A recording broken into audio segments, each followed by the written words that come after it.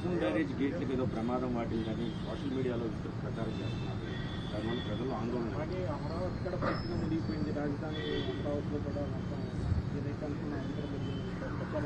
నేనేమంటానంటే రెండు విషయాల్లో కూడా క్రిమినల్స్ కొంతమంది ఈ రాష్ట్రంలో ఉంటే, వాళ్ళు రాజకీయాల్లో ఉంటే ప్రజలకు కూడా ఎవ్రీడే అనుమానాలు వస్తాయి. నాకు కూడా అనుమానం వస్తా ఉంది. 2 బోట్లు వచ్చే చూశాను, ఎక్కడి నుంచి వచ్చే తెలియదు, వచ్చి నేరుగా ప్రకాశం బ్యారేజ్ని ఢీకొన్నాయి. ఆ ప్రవాహంలో ఒక విధంగా ఆలోచిస్తే అది ప్రమాదమే,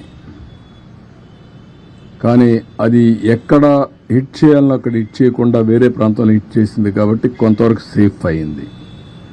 ఇప్పుడు దాన్ని కన్నయ్య నాయుడు ఈరోజు చూశాడు, ఏ విధంగా చేయాలి, ఎట్లా సేఫ్టీ ఆఫ్ ది ప్రాజెక్ట్ కాపాడుకోవాలనో కాపాడుకునే పరిస్థితి వస్తుంది.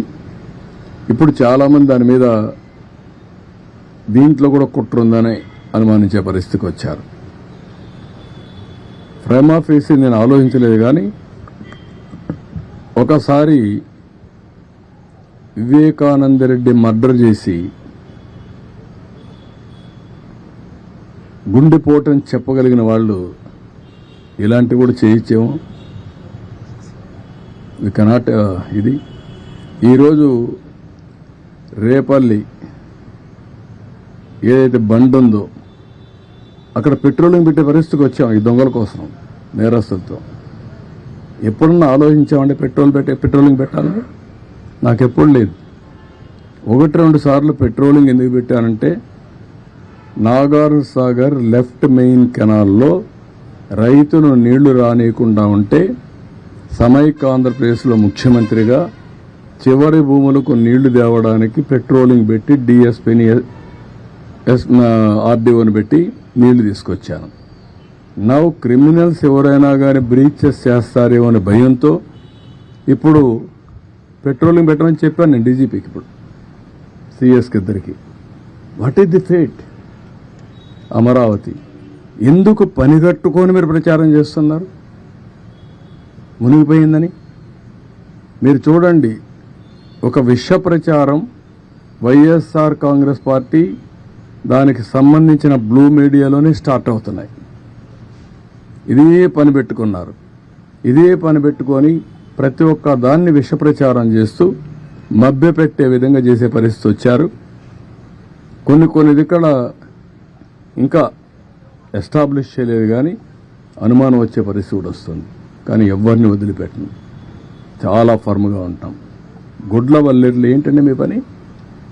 సిగ్గుందా మీకు? 300 వీడియోలు ఉన్నాయా?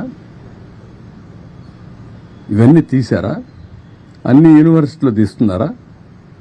ఎవరు చెప్పాడు మీకు? అంటే ఆ పిల్లల భవిష్యత్తు అవసరం లేదు మీకు? ఓసారి అక్కడ జరిగిన సంఘటన పట్ల పిల్లలు ఆవేశంగా ఉన్నారు. ఆవేశంగా ఉంటే రాజకీయ నాయకుడిగా, ఒక ఎల్డర్లుగా నా బాధ్యత ఏంటి? ఆ పిల్లల్ని మెప్పించి ఏం జరిగిందో జరగలేదో అన్ని ఎస్టాబ్లిష్ చేసి, జరిగితే కఠినంగా శిక్షించి, జరగకపోతే జరగలేదని చెప్పి వాళ్ళల్లో మనోధైర్యాన్ని నింపవలసిన మేము 300 వీడియోలు తీసేశారని చెప్పి ఆ 300 వీడియోలు ఉన్నాయని దేశమంతా పంపించి డిగ్నిఫైడ్గా ఉండే ఇన్ఫ్లుయెన్సర్ కూడా పెట్టిస్తారా మీరు? ఏమనుకుంటున్నారు మీరు? ఒళ్ళు దగ్గర పెట్టుకోవాలా. ఆడపిల్ల శీలాన్ని లెక్కలేని విధంగా మీ ఒక్కొక్కరు మనం చూస్తున్న ఆ పార్టీలో ఎలాంటి చరిత్రహీనులు ఉన్నారు. ఆడబిడ్డల పట్ల ఎంత దారుణంగా ప్రవర్తించే వాళ్ళున్నారు మనం చూసాం. కనీసం వాళ్ళపైన యాక్షన్ తీసుకోకుండా ఏమీ లేనిది ఇక్కడ నెపమేసి ఆడబిడ్డల భవిష్యత్తుని అంధకారంలో పెట్టే పరిస్థితికి వస్తున్నారు. కబద్దారు గుర్తుపెట్టుకోండి. అందుకే నేను ఒక టాప్ లెవెల్ ఎక్స్పర్ట్స్ కమిటీ వేశాను, పోలీస్ ఆఫీసర్లు వేశాను. నిగ్గు తేలుస్తాం. అది నిగ్గు తేల్చడమే కాదు, ఆ తర్వాత ఇలాంటి తప్పుడు కేసులు పెట్టిన వాళ్ళు కూడా నోటీసులు చేంజ్ చేయాలో చేస్తాం.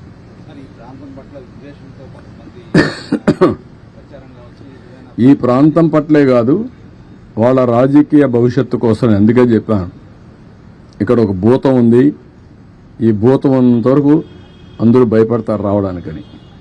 అలాంటి భూతమే అతను, ఆ పార్టీ. ఇది మంచిది కాదు. నీ రాజకీయం కోసం 24 గంటలు ఇదే పని అయితే ప్రజలు ఏ విధంగా హర్షిస్తారండి? ఏ రాజకీయ నాయకుడైనా చేయాల్సింది ప్రజాహితం కోసం పనిచేయాలి, ప్రజల్ని ఎంపవర్ చేయాలి, తద్వారా రాజకీయ లబ్ధి పొందాలని ఆలోచించాలి తప్ప సమాజం ఏమైపోయినా పర్వాలేదు, అమరావతి రాకపోయినా పర్వాలేదు, ఇండస్ట్రీస్ లేకపోయినా పర్వాలేదు, ఆడబిడ్డలు ఏమైనా పర్వాలేదు అనే దరిద్రమైన రాజకీయం చేయడం కరెక్ట్ కాదు. ఓకే, ఇంతవరకే ఈరోజు. ఎందుకంటే రేపు నాకు ముఖ్యంగా వరదలు దాని మీదనే మాట్లాడదాం. అతను చెప్పాడు కాబట్టి ఇవన్నీ చెప్పాల్సి వచ్చింది. Otherwise this is not the time.